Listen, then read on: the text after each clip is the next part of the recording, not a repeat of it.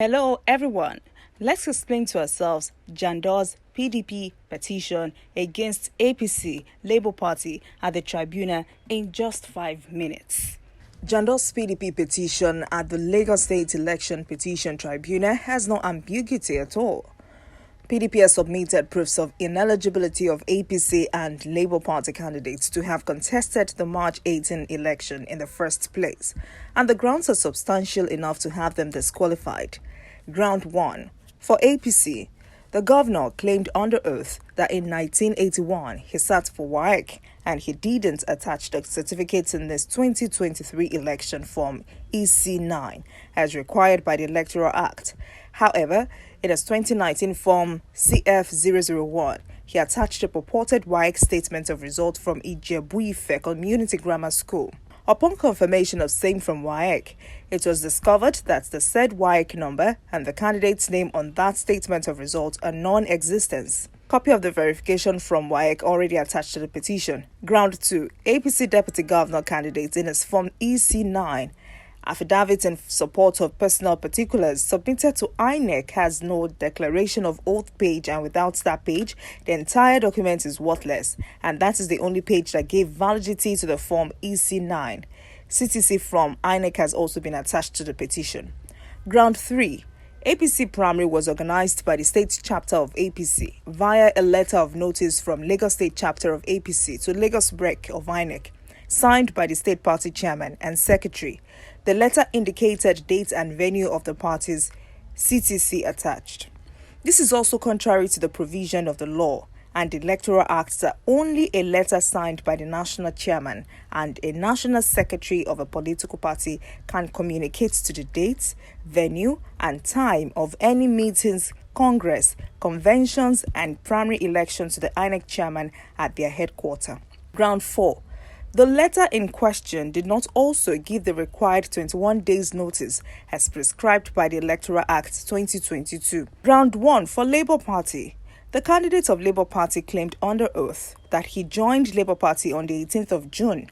Meanwhile, on the 19th of June, he applied in writing to be the deputy governorship candidate in PDP for the same 2023 election.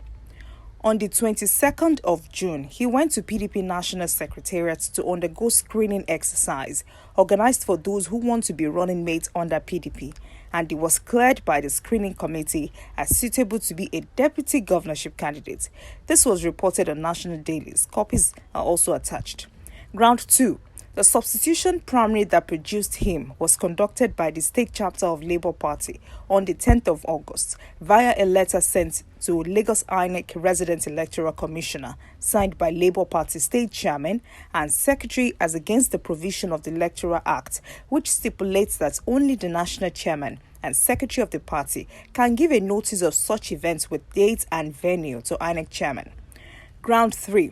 The substitution primary also had statutory delegates, which are Labour Party state executives, voted, which also contrary to the Electoral Act 2022, which forbids statutory delegates to vote in a primary election or convention. This was contained in INEC report for the Labour Party primary, and CTC of this same is attached to the petition. Ground 4.